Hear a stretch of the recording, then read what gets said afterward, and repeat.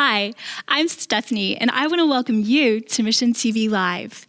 Tonight, we're going to be talking about the Father's amazing love and that He sent us Jesus Christ. And we also have some special visitors or guests from Southern Adventist University.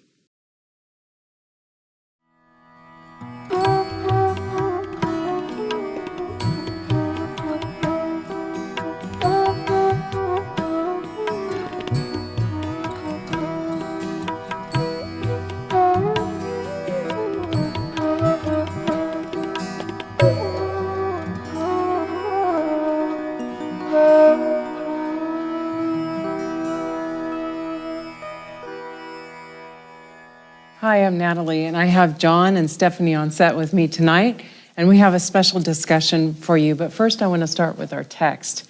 The text I've chosen for this evening is John chapter 15, verses 12 and 13. This is my commandment, that ye love one another as I have loved you. Greater love hath no man than this, that a man lay down his life for his friends. Tonight, we want to talk about the Father's love. But first, I want to show you something that we've just published here at Mission TV, and that is we have a bulletin insert now. So if you would like to share Mission TV with your church family or your friends or whoever, if you'd like to, it's very, very nicely done. If you would like to have a few of these or a number of these, whatever, please let us know. You can contact us by calling 423-413-7321, by emailing live@missiontv.com, Facebook, Mission TV Live, or Twitter, MissionTV_com. I always want to forget that one. I'm not sure why. We also have a nice poster that actually is two-sided as well, so you could put it on a door if you want, or you could put the front on the bulletin board. It does say Mission TV. So if you want to start sharing Mission TV with those around you, we are working on the presentation pack, and this is the first part that we've gotten done. So glad you're on the show with me this evening, and we've got some special things to share. Yes. And we want to jump right into our topic now, talking about the love of the Father. Well, this is He a gave His series only Son, right? with John 3:16. And last week we started out with, for God so loved the world. Right. And we talked about poverty. Half the world lives in less than $2 a day. I have no idea how they do it. I couldn't do it. Right. But half the world lives like that. And 80% of the world lives on less than, I think, $10 a day. So we're in the upper 20, we complain if we have $10 an hour. But tonight is the next section of John 3:16, which is He gave His only Son. So God so loved the world that He gave His only Son. And I found this amazing quote, okay, that really ties into that. And this is found in Ellen White's writings. The spirit of liberality is the spirit of heaven. Okay, so Christ's self-sacrificing love is revealed upon the cross. So if we want to see His love, we look at the cross where He gave Himself. And then if you want to read the next one. That man might be saved. He gave all that He had and then gave Himself. That's kind of interesting because we think of God, of Jesus giving Himself as a sacrifice on the cross. But He gave all that He had and then gave Himself. So He gave a lot. What do you think that refers to? Just His life on this earth and that He gave of Himself? Or what do you see that meaning? I think part of it is that He gave up omniscience, that He took the human form. And so part of it is that sacrifice of the constant communion with the Father and all of that. I think that was part of the all that it's mentioning. I mean, we have no idea what it encompasses, but that's part of it, that constant communion with the Father. And And even, the 4,000 years before His death, He was involved with humanity, constantly caring for them, interacting with them, says, I want to dwell among you, built the tabernacle, carried them through the wilderness, all that stuff. He was giving and giving and giving life to His enemies, so that they could rebel against Him. Well, not for that reason, but in spite of that reason, in spite of them rebelling, He continued to give them life. So He just kept giving. That's just God. And some people say, that, well, love is this kind of characteristic, and this is the reason. I don't think there's a reason for love, except that it exists in God's character. That's a special attribute of his character. God is love. And so when we learn more about God and his love, they're like inseparable. You can't have love apart from God, because that's what God is. And you can't separate that from him. I love this part. It should not be a lamented, and lamented is kind of an old word, but I think we know what it means. Well, let's say what it We means. shouldn't complain about it. We shouldn't complain. Okay. All right, To lament is to complain or to mourn. Or Right. Yeah, okay. like Lamentations. It should not be a sad fact, shall we say, that there are increasing calls to give. Okay, and I've heard this, there's so many places to give for, I don't know what to give, I just give up. But it should not be well, why should it not be a sad fact that they're increasing? Many of God's people are in danger of being ensnared by worldliness and covetousness. I used to think covetousness was wanting something somebody else had. But I think everything that I own really belongs to God. So if I just want to use it for myself, I'm actually coveting what's God's. what's God's, yeah, even though it's like mine. Yeah, we don't see that many times when we think about what we're getting or what we're giving. What we're. So And then, I don't know, you're probably getting to this, but just the fact that that is God's character, that he gave entirely of himself. And I think that as humans, we're thinking about, okay, I'm giving here and I'm giving here, and then we're thinking about what we're keeping for ourselves. It's like our natural tendency, I think, to subconsciously do that. And so I think what you're pointing out here is that we should be seeing them as opportunities to give instead of, oh no, I'm being asked to give again. Yes, exactly. And It's another opportunity to grow and become more like Christ. Right. And isn't this the Laodicean state? I'm rich and increased with goods and have need of nothing. Yeah. So true. Yeah, and this is covetousness, And God is saying, this is the key to the Laodicean state, condition. Right. Exactly. So it's like, man, I'm very interested in this because I was born and raised in the Laodicean church, and I want to overcome that. I think coveting is one of the commandments that we don't pay so much attention to, Yes. as the other ones. Yeah. Kind of goes slips under the cover a little bit. I don't want what they have. I want one like it for myself. We translate covetousness into Consumerism. I want one of everything in Walmart or Best Buy for me. But to realize that covetousness, actually includes using God's things as though they're our own. Wow. I think we've missed that. Yeah.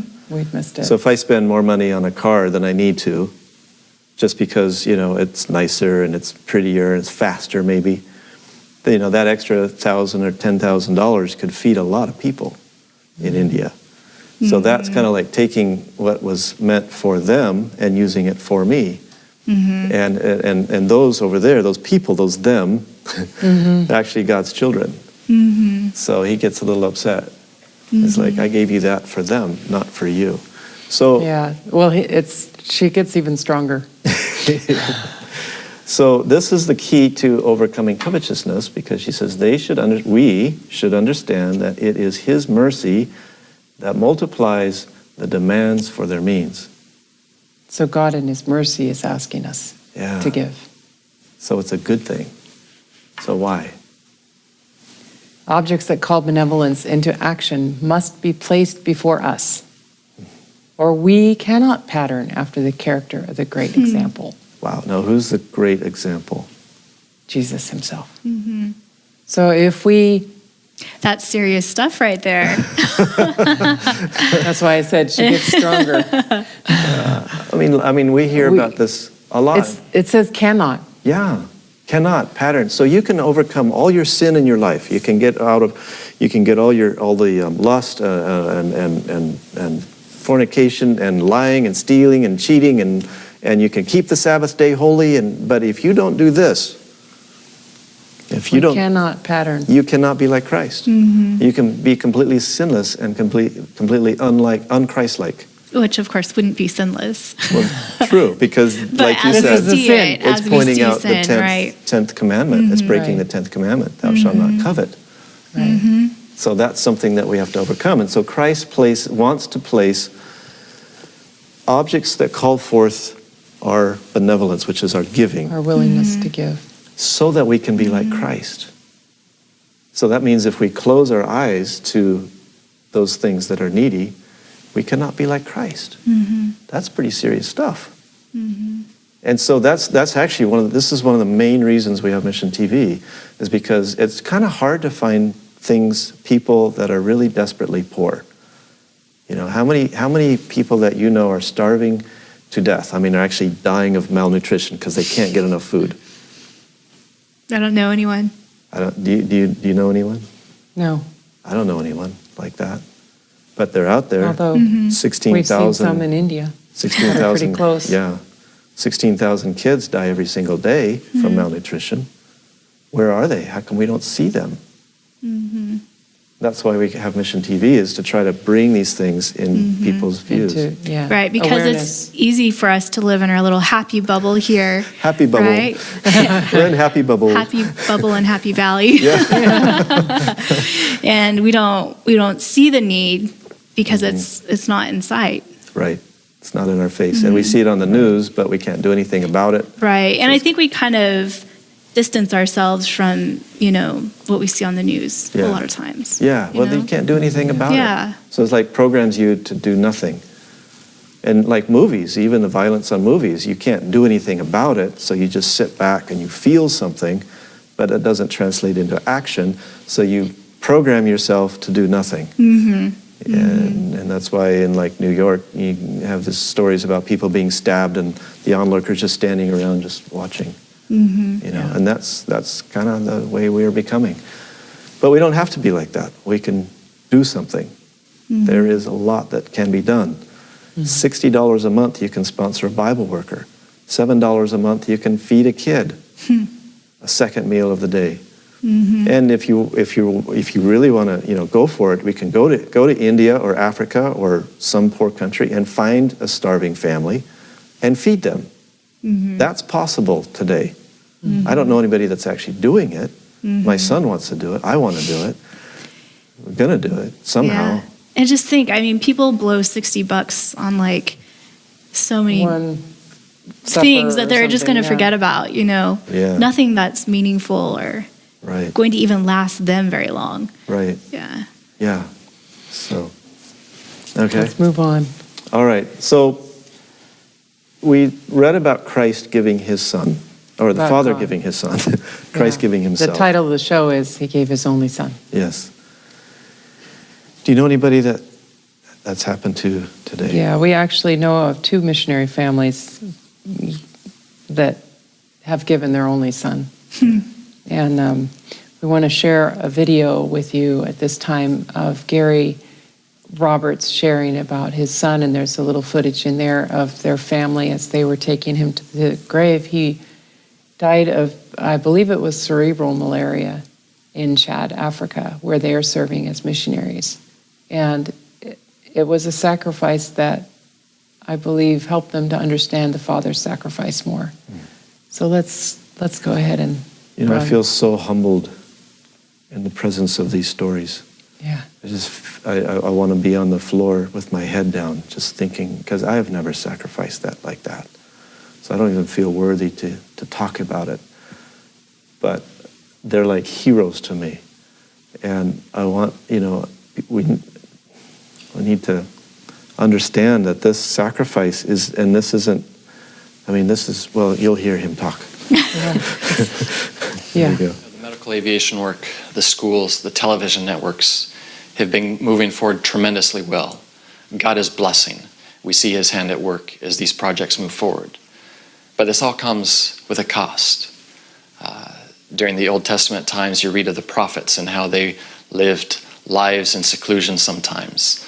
It was not always easy. As you move into the Dark Ages, and then you hear about the reformers, they had it extremely rough. The blood of the martyrs was the seed of the gospel. And today, missionaries leave the comforts of their home, their families, their friends, to go to these remote parts of the world to share the gospel of Jesus Christ. For us, one of the hardest challenges that we've had is that 5 weeks ago we laid our firstborn son to rest on the continent of Africa.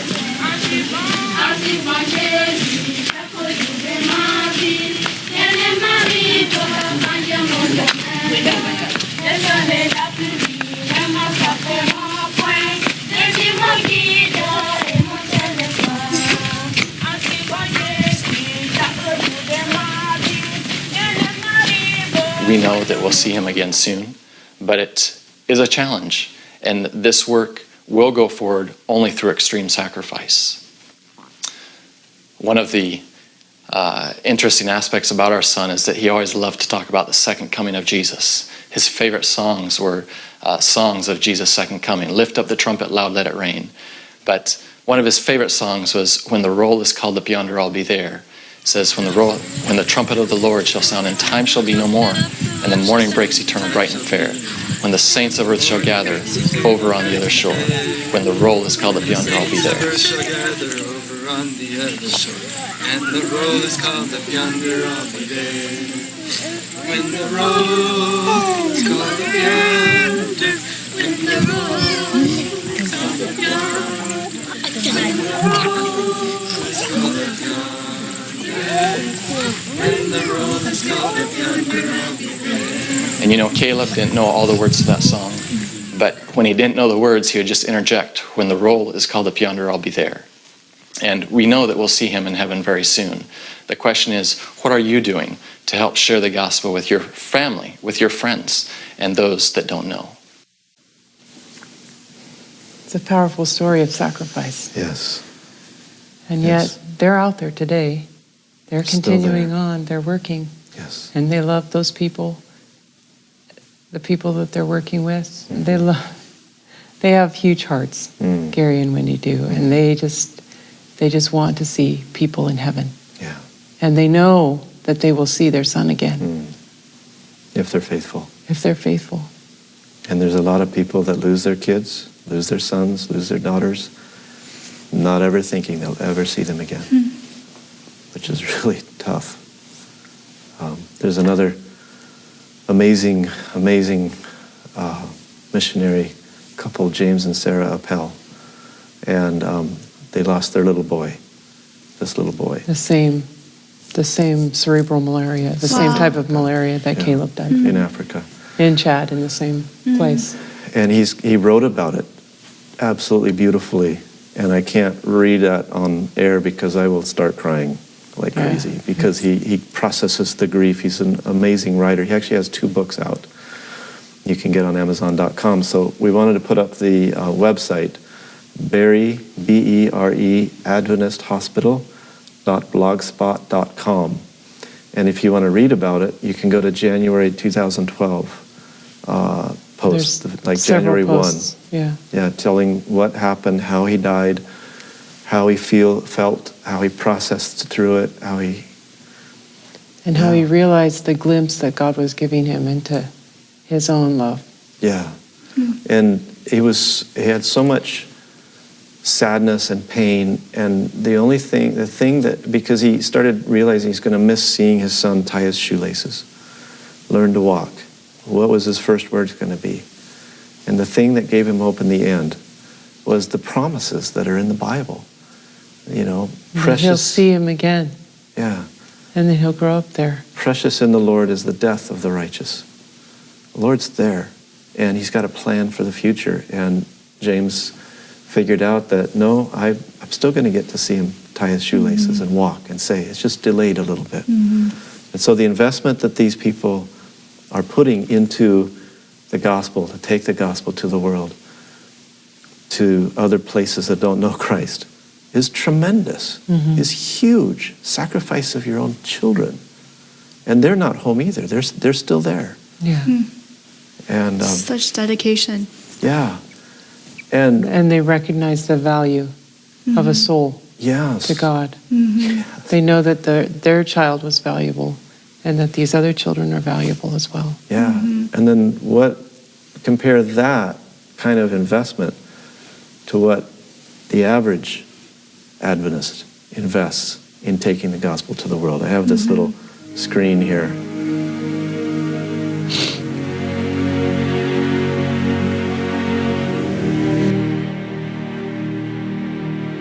Investment of your son with $21 a year, the average Adventist from North America makes. It's like, something's going on. Yeah, we're not choosing righteously. Oh, and this is amazing. So we've got some, you want to set this up? Sure. Well, as you know, I went and shot this video, and I interviewed different Southern students, and today we're so lucky that we have 2 of them here with us. Right. So I guess we should invite them to come up here. I'm going to move out, and they're going to sit here. All right, come on, guys.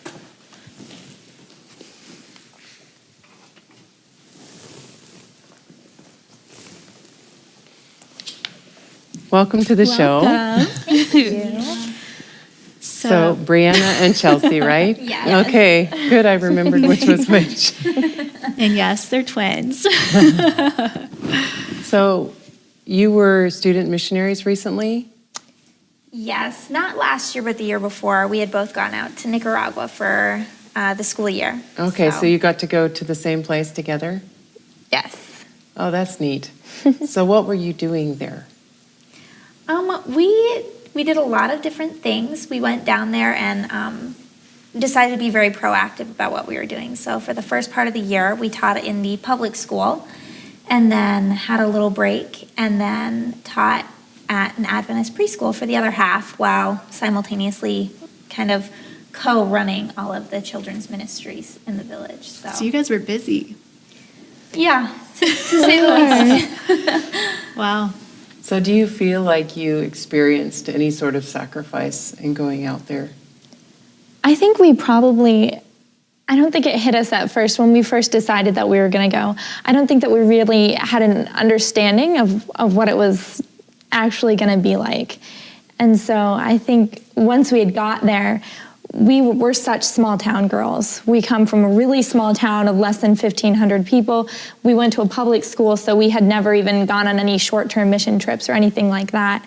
And we're very close with our family. And so I think like one of the bigger sacrifices that we had while we were there was just the fact of, I think the culture was completely different. And just being away from our family, being away from our friends, I think that was the hardest part for us, especially in the first half, trying to adjust to that. And I know, were you in a city there?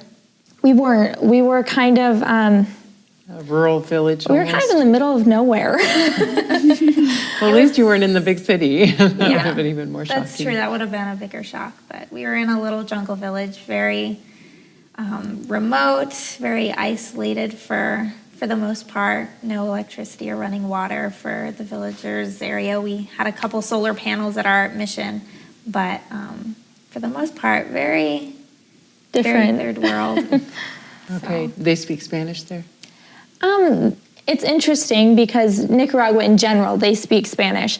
But over on the East Coast where we were serving the Mosquito Indians, and they speak their own language of Mosquito. And so the way that it works is the more educated ones, I guess you would say, they knew Spanish. And so we weren't immersed right in the culture and in the language of Spanish, but there was a mix of Mosquito. All the little kids that we interacted with every day, they all spoke Mosquito, but then the teachers that we interacted with, they spoke Spanish. So it was a mix between the two. So did you learn the languages while you were there?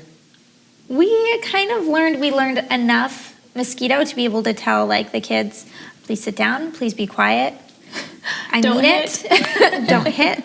Let go. Stuff like that. But we learned a lot more Spanish simply because they told us when we got there, if you want to learn a language that you'll be able to use in different places and one that you're going to catch on soon enough to actually be able to use while you're here, they told us to kind of stick with Spanish. So, and that worked. There was a couple kids in the village who we became very close with, and they were from a different village, so they spoke Spanish, which was nice. So. Okay, that's neat. So, did you see Well, since we're talking about the love of God and giving, did you see yourselves learning more about God's love as you were out there working with the variety of people and the children that you were working with? Did you find a broader picture or a different picture? Or I would definitely say yes, but not in the way that I think we would have expected it. I think it was a pretty tough year for us for multiple different reasons, and so a lot of the time it was almost as if we felt isolated from God's love during part of it, and I feel like that happens a lot in the mission field, but it produces growth, and you find Christ's love in different ways. And the kids that we're coming to serve, you can see Christ's love in them. And especially one family that we got so close with, there were 4 kids. And I think that's what kept us going on, because we couldn't speak fluently their language. But we learned this universal language of love where we come back and they feel like they're kids of our own, but yet I honestly, the littlest, the 3-year-old that didn't speak any Spanish, I don't think we ever had a full conversation with her, ever.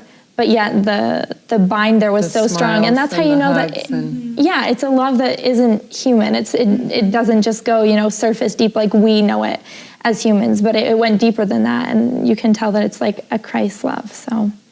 So you learned that you can't necessarily trust how you feel about things. That was a big lesson we learned, is that sometimes your feelings will deceive you. You may translate God's silence into feeling like you're alone, that he's not there, that even sometimes he doesn't care, but that's when you have to fall back on not how you feel, but what you know.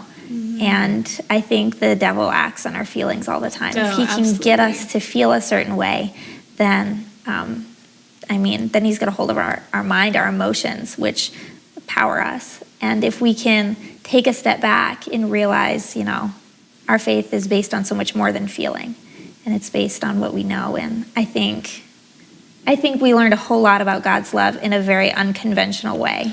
So that was a huge learning curve for both of us. So do you feel like God used that silence to maybe increase your faith? Oh yeah, I think sometimes that becomes a huge part of our faith, is when we're not hearing. Faith is, the substance of things hoped for, evidence of things not seen. Yeah. And so I think even in silence, that's when you have to have the most faith, because you're not getting those answers from God that you want right away. So trusting anyway. Trust God anyway. Well, shall we watch some of the video? Yeah, let's go for it. Okay, we've got some. Stephanie asked some questions.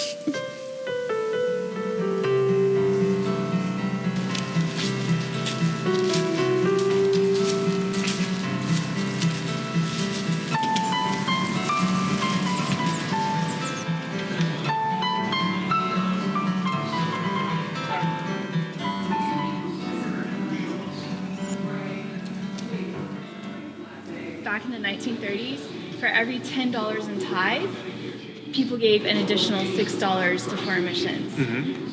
Can you guess how much it is now? My personal opinion, less than 50 cents. 28 cents. Okay. Maybe $10, maybe? I really don't know. For every $10 in tithe, people give 28 cents today.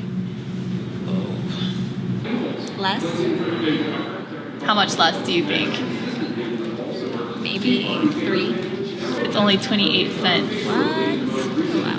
I would think it probably decreased, probably like $3 or $2. The average person is giving 28 cents. Oh my. I'm pretty good. Wow.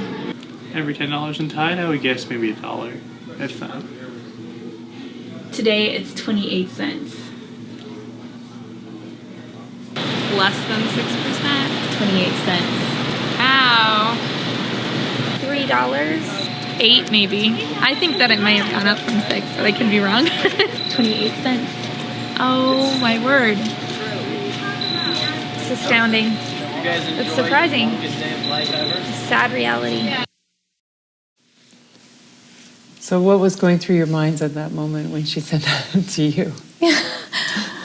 I think, I don't know why I thought it was going to go up. I'm realizing everybody else kind of caught on to the fact that it was going down, but I guess I was just being hopeful and going with 8. But we're from a really small town and a small church, and I mean, we're talking a church of maybe 30 people, and especially through our student missions experience, our church gave so much. Wow, that's awesome. We're so fortunate, and I mean, if people say God can't use little churches, I'd have to disagree. Right. And so I think maybe in our experience, we had just received so much for the mission work that was going on there, different projects going on, that we had seen the positive side to that. But as a whole, I mean, I'm not surprised. We live in a very distracted society. It's easy to put that dollar somewhere else. It's true. And obviously there are the people who are giving a lot, but it averages out. And I think most people aren't hardly giving anything, really, Yeah. So. Yeah, it's pretty stunning when you think about what that amount of money can do in the mission field. I mean, most economies out there, it's like a small amount can do a lot, but even still, it's a small amount. And there's a lot of places in the world where there's hardly anything going on. So that makes it difficult to see. And I'm sure you saw that in Nicaragua. I'm sure there were a lot more needs than you could fulfill that you saw while you were there. Even just the money that we went down there with, we would get $150 a month for the stipend or whatever. And it's just unreal, because trying to live off that here, you would be like, oh my word, that's not even possible. Right. But over there, we would barely spend it, and we'd have all this money that it would come in, and we'd be like, we don't have anything to do with it, and so we could fund it toward other things, graduation gowns, stuff like that. Because to those kids, they don't get those kind of things, wow. and $1 to them is they just scored big. You know what I mean? A huge amount of money, right? Yeah. And it's so sad, because you can see the decline in our society here, where kids, you give them $1 here, and they kind of look at you and they're like, "Give me 5." You know what I mean? And it's just a completely different. It's a completely different world. We feel like it's something that happened way back in the old days. You know what I mean? Or the value of money was so much lower. But it's still like that in other parts of the world, and we completely forget that when we're here. One time when my husband was in India, they had a lady that was hungry, and she was begging, and they gave her a paper bill, and she's like, "What did they give me this garbage for? I need money." She had never had paper money in her entire life. Wow. All she had ever dealt with was coins. Wow. And it's like, Wow, that's not very much money before you get into dollars, or paper money. So there was another question that you asked, or the next part of the question. Okay. Let's go ahead and watch that video. So how does this make you feel personally, this information? I wish people would do more. I don't hear a call for helping missions in a monetary way. What I hear about in church or worship is talking about what we need here rather than what is needed somewhere else. And it would be great to see a shift in that focus to help people overseas. It kind of, I guess, makes me upset, but at the same time, I'm not doing my part. So I guess I'm not really surprised, because, I like to help people. And if I'm not out there doing it, then I can't be surprised if no one else is. Well, I can't really say much, because I myself don't give a lot to the missions. But never knew it was that low. Definitely, it's a little sad. It's not even a little sad, it's really sad. It makes me feel like we have lost focus. We've lost emphasis upon mission work abroad. I'm shocked, and I'm probably in the group that gets the 28 cents, but hearing it out loud is shocker. Kind of disappointed in, I guess, the church as a whole, not just our church, but just, we endorse missions a lot and promote it, and yet when it comes time to follow through, 28 cents is not, it's not enough, you know? Like the people who have actually gone out and they've committed their life to doing missions, like to go out and do that and not have people supporting them back home is just a really sad reality. That's a shocking number. It just makes you stop and shake your head and just, do we care? That's the question. You know, do we care? Do we have the Father's love for these people? Do we care enough to say that I'm not living for me and I'm not living for now. I'm living for them to have eternity with me. You know, and this, you know, doing Mission TV, doing what we do, we see people that don't know. I mean, they don't know. Most people don't know that this is the state of our church today. If we went to any Adventist church and we asked them the same questions that Stephanie asked to you guys, we'd get similar answers because people don't know. We don't realize that it's that sad.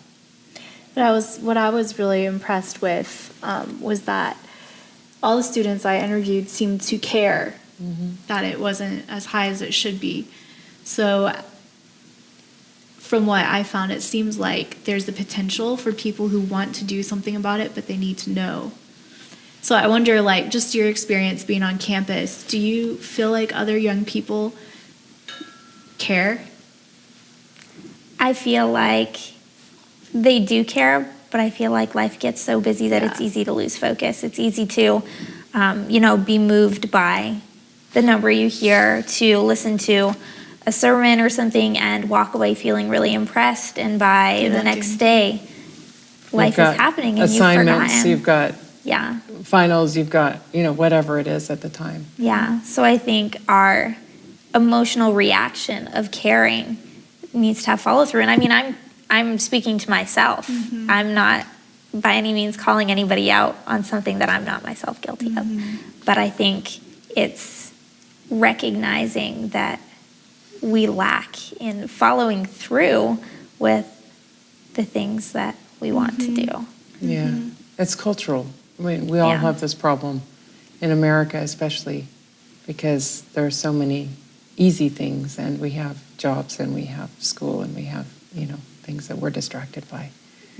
But keeping the focus on the spiritual side of it is hard. And then, of course, I think sometimes, college students, even myself, we feel like we don't have a lot to give, financially.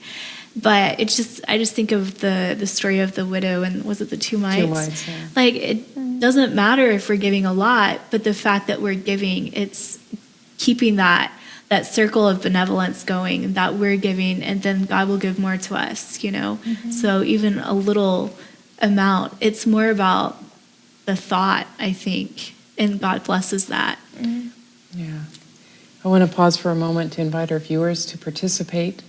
And if you would like to call us, you can call 423-413-7321. You don't have to be on the show, on the air, but you can leave a message and they'll send it in to us. You can leave a question or a comment. Just would like you to participate in the conversation if you would like to. You can also send us an email at live@missiontv.com. Send us on Facebook at Mission TV Live, or on Twitter at missiontv_com. So any of those ways, if you have a comment or a question, please feel free to participate. We'd appreciate your input or your question or whatever you'd like to share. So continuing on, there was another question. So let's go ahead and watch the next part of the video. Looks like you all are first on this one. Oh, maybe not. How do you think this makes God feel, the fact that there's all of this need and we're only giving, 28 cents per $10 a tithe? I'm not sure how it'd make him feel. I think it'd make him feel sad. My thinking is if we don't participate, then God will go find someone else who will participate. But we'll get left behind. But we have an opportunity to participate in that message. God has given us personally an opportunity to participate. And if we choose not to participate, then God's going to go find people who will. I believe our relationship with God is going to suffer because He's about reaching people. And if we're going to be walking with Him and doing and living our lives with Him, we're going to need to be focused on reaching people, and we won't be connected with Him in the same way that we could if we were active in missions with Him. I'm pretty sure it hurts him. I guess it really does make God sad because God always want to help us. Really upset knowing that his children, instead of helping those in need, are maybe going out and wasting their money on something else. I guess it makes God feel not so pleased with us because God is love, and love looks out for others and is selfless. And I guess we are, especially this day and age, we're probably very selfish and looking for our own needs and protecting our own or within our own family. And we put others last, so God is not pleased with that. Oh, I'm sure it breaks his heart because, I mean, just in our experience going over like how much we fell in love with like our kids there. Like I can just imagine like there are so many people all over the world who God loves like way more than we loved our kids, and to know that they aren't getting reached, that the message isn't getting to them, and that we who do have the message, we aren't doing anything about it. It probably breaks his heart. Yeah, I think it's a huge disappointment because we have so much. In the States, it's not a walk in the park. People still struggle, but as a whole, we have so much, and I think it's disappointing when he sees us holding back.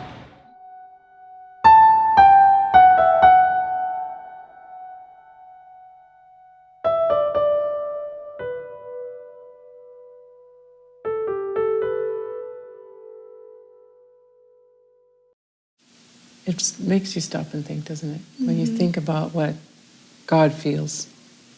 There's a Ellen White quote that strikes me at the heart every time, and she talks about, and I think we shared this last week on the show, but she talks about how the world is full of disease. It's like a diseased place, and God feels all of it, all at the same time.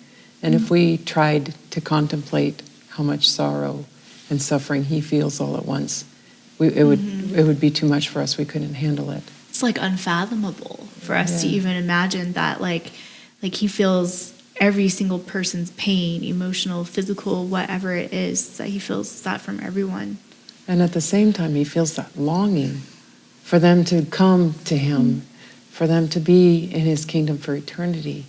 And, to see us so complacent about it, or so wrapped up in forgetting, everything, every detail in our lives makes us forget His other children.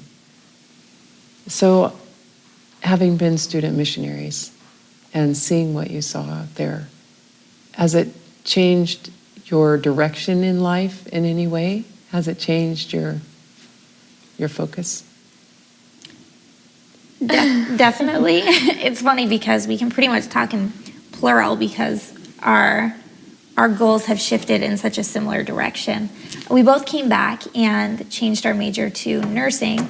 She was a little bit more confident in that decision than I was. It's a little bit more her forte, but that it was solely because we want to be able to do missions in the future. And in a lot of places, you can go to, especially third world countries, and teach without a degree. But I mean, if you're going to provide medical care, you need to know what you're doing. So it just makes, it makes us much more well-rounded in the mission field, because that is something that both of us want to do in our life, whether that leads us to the same location or to separate ones. It's definitely put a passion and a desire to, to do more, to not get complacent. It's so easy to do, and I mean, our mission field may be back in the States for a little while, but I've personally felt that being back in the States, it's way easier for me to be complacent. So I would like to see where God leads, and that may be in the mission field. I feel as if it almost made the shift too. I think so many people use kind of the crutch of saying, well, my mission field is back in the United States. But we aren't active about seeking that mission. And I feel like after we came back, it became more real to us like when we were over there, we would have so much trouble trying to communicate with our kids. And I remember thinking like, wow, like this would have been so much easier in the United States. Like, because there were so many times that I just wanted to go up to our kids and just tell them about Jesus. And the language barrier made that extremely difficult to do. And then like coming back to the States and being able to do that, like it's easy to do. And I feel like that was a big thing when we came back, is realizing that like if we're going to be here in the United States for however long God wants us to be, we need to be active in pursuing our mission. And if he calls us overseas, then we need to be active in pursuing that. But we can't just be complacent, and we can't use the crutch of, my mission field is the United States. It's like, okay, like what is your mission and what are you doing about it? And I feel like that's a very important, crucial thing to understand, because otherwise we just get in a rut and we become complacent and comfortable, and there's nothing that's happening. Yeah. We forget about them. Well, that's neat. That's really neat to see that your life is a mission life, wherever you are. And, that's something that most of us have missed. We say that America's the biggest mission field, but like you say, we don't do anything. We say it, but we use it as an excuse to not do anything. And that's really sad. So I appreciate you guys keeping that missionary heart, saying that wherever I am is my mission field. That's really neat. I'm glad God has led you that way. And we do have a question for you. Came from a caller, or a viewer, I should say. And that is, what would you say to other people that are considering mission work? I would say that it definitely needs to involve a lot of prayer before you go. Just because you're going to a third world country, just because you're going to China, which is not a third world country, or wherever you're going, exactly, does not automatically make it a mission field. You can go and find yourself, if you're in the middle of the jungle or something, we were kind of out in the middle of nowhere, living pretty rough, but that's not what made us missionaries, I guess you could say. So when you're getting ready to go out, I think it takes a lot more spiritual preparation than we realized. We were out getting our bungee cords and headlamps and like just different things that we thought we needed to prepare for. Once I got over there, I was like, man, I needed to be praying a lot harder about this, because sometimes not sometimes, but all the time, when you are working hard for God, the devil will attack. And so I think taking that seriously, that you are entering into a spiritual battlefield, that a lot of prayer needs to go into where you are going. I would say learn as much about the place that you're going to as you can, definitely. That will just make your transition there not easy, but a little bit more smooth, I think.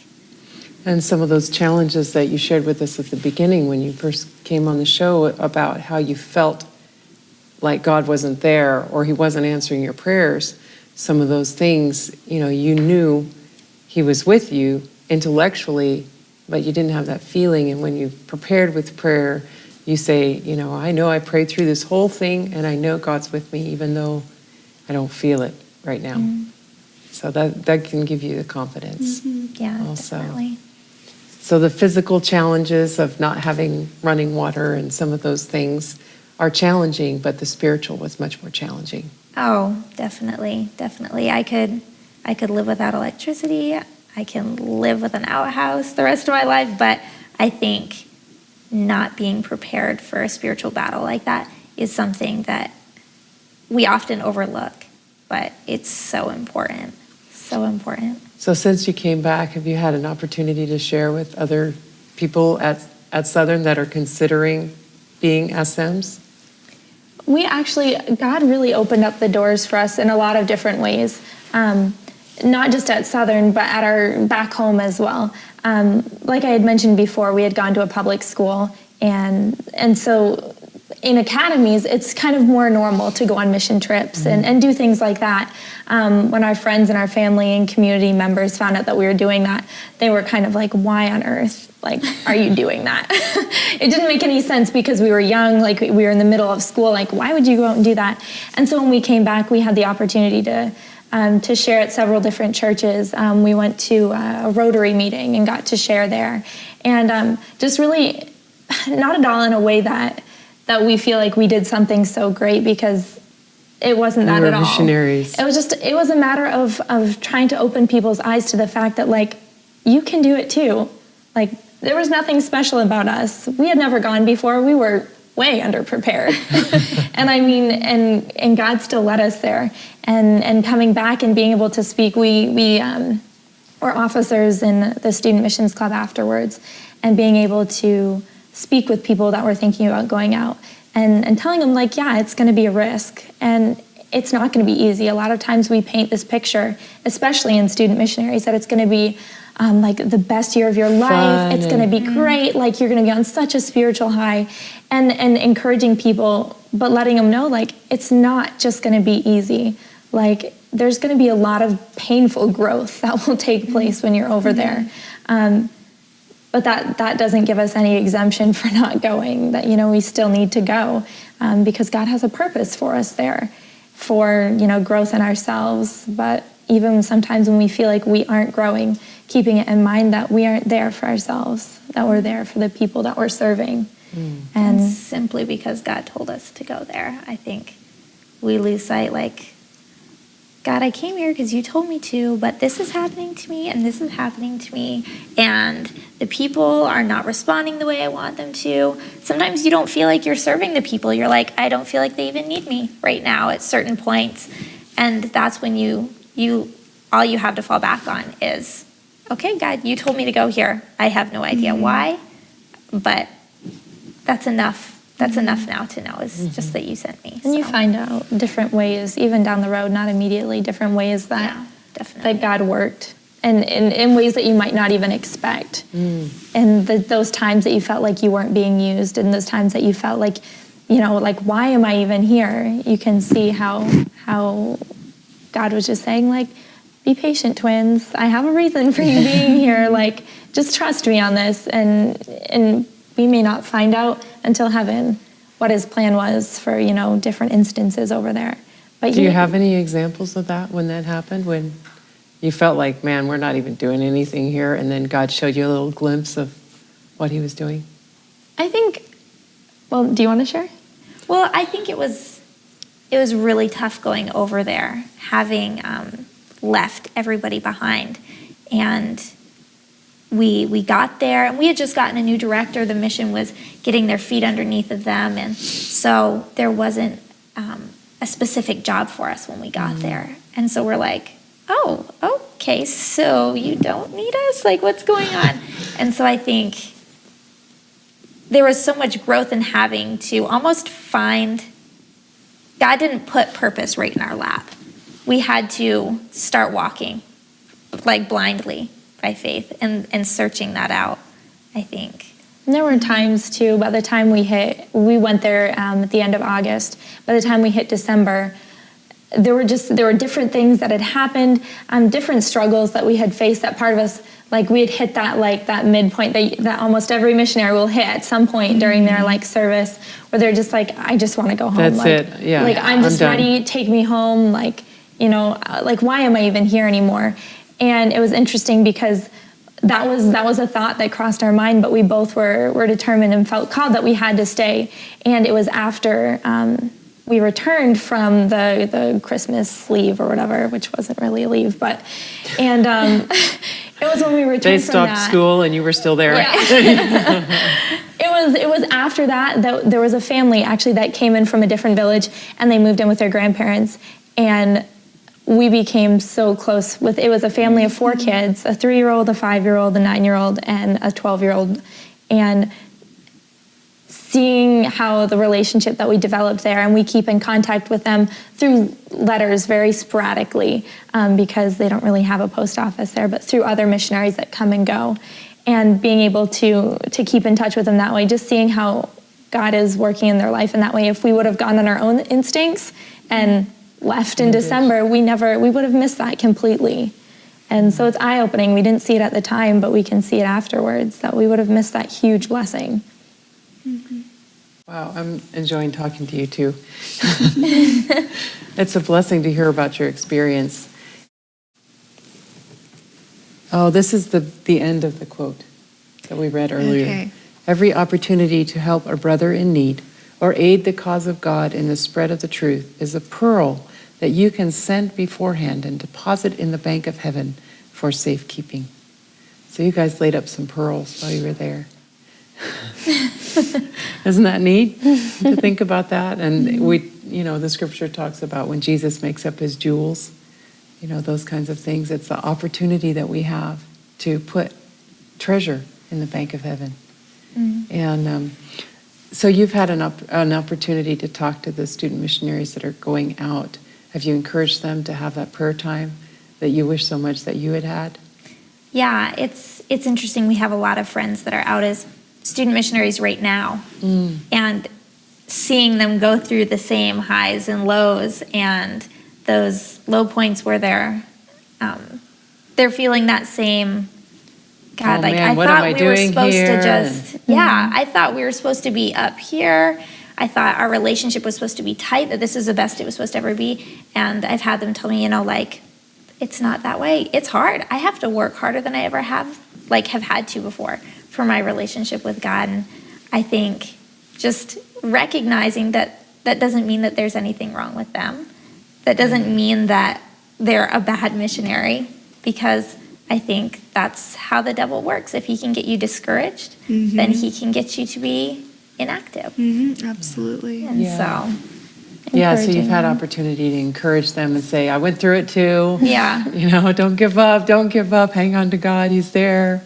Yeah, that's neat. That's one of the hardest things, is dealing with that discouragement and that questioning and feeling like you're on your own. But I liked how you put it there a minute ago, and that is that God has a purpose in this. He's with us, and he leads through these things, and he encourages us through these things. And recognizing the fact that God allows us, he draws us into times like that so that we will grow stronger in him. And recognizing the fact that the devil attacks us the most when we're on purpose working for God. The devil doesn't attack you when you're doing your own thing. But when you go to serve God, he attacks and he attacks and he attacks. But God is right there to give you that strength. Yeah, the devil certainly, he attacks those whom he's threatened by, I think. And so that's so true. Not anything in and of ourselves and any of us, you know what I mean? It's not anything that we have that's intimidating to him, but just anybody who's willing to be used by him. He knows how powerful Jesus is, and he doesn't want any human vessel to have that power, because he knows how destructive that's going to be to him. So he fights it with everything he has. Wow. Well, I just appreciate the two of you being on and sharing with us this evening. And Stephanie, I think you have to go to a different camera. I do, so I guess I'll say goodbye for now. And hello again in a minute. I just want to thank you all for joining us tonight, and I just want to challenge you to look at life, look at the world, look at your mission from God's perspective. God gave Jesus, and the quote that we read, it started out with, he gave his all, and then after that, he gave himself. And to think about what Jesus gave, he gave himself on the cross. He gave himself. But before that, he had already given all. That's a sobering thought. And I just want to challenge each of us to recognize that God has a right to ask us to give our lives to him, for him to use wherever, whenever he would like to use us. He has a right to ask us to care for his other children, to love them as he loves them, to go out of our way to serve them through his spirit and his drawing and his leading, wherever it may be. Maybe it's to Nicaragua, like these two young ladies that we talked to this evening. Maybe it's to your neighbor right where you are. But we have to be willing. We have to recognize that there are people around us everywhere in this world. Everywhere we go, there are people around us that don't have a true picture of God. And we have to be his vessels. We have to be participating. As the young man said in the video that we watched this evening, if we're not participating, God will find someone else. But I don't want to be left out. How about you? May God bless you until we see you again on the Mission TV Live. And thank you for watching Mission TV Live. I hope that you are as blessed as I was by this message, and we want to see you next week on Monday at 8 p.m. Eastern Time.